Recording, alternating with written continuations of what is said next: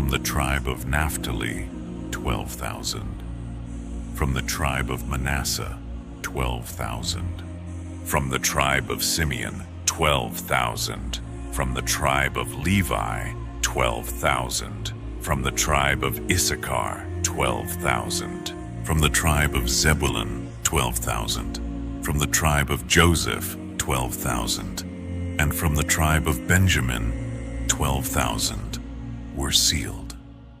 After this, John beheld a scene so vast it defied measure. A great multitude appeared, too numerous to count, gathered from every nation, tribe, people, and language. They stood before the throne and before the Lamb, clothed in white robes and holding palm branches in their hands. Their voices rose in unison, declaring, "Salvation belongs to our God who sits on the throne and to the Lamb." All the angels encircled the throne, along with the elders and the 4 living creatures. In reverent awe, they fell upon their faces before God's throne and worshipped, saying, "Amen. Blessing and glory and wisdom and thanksgiving and honor and power and might be to our God forever and ever. Amen." One of the elders turned to John and asked, "These who are arrayed in white robes, who are they, and where have they come from?" John answered humbly, "Sir, you know." The elder explained, "These are the ones who have come out of the great tribulation. They have washed their robes and made them white in the blood of the Lamb. Therefore, they are before the throne of God and serve him day and night in his temple. And he who sits on the throne will dwell among them. They shall hunger no more, neither thirst any more. The sun shall not strike them, nor any scorching heat. For the Lamb in the midst of the throne will shepherd them.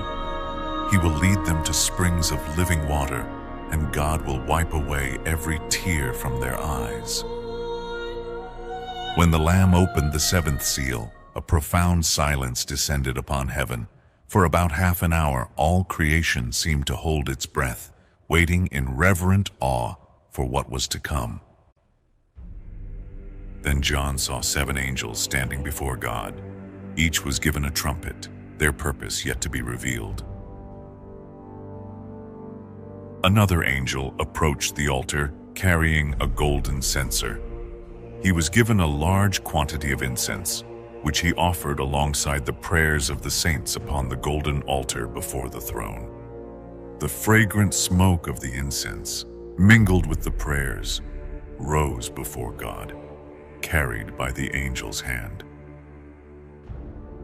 The angel then took the censer, now filled with the fire of the altar, and hurled it upon the earth.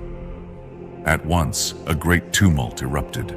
Voices thundered, flashes of lightning streaked across the sky, and the ground trembled violently with an earthquake. The 7 angels, each holding a trumpet, prepared to sound their warnings. The first angel sounded his trumpet, and hail and fire mixed with blood were cast upon the earth.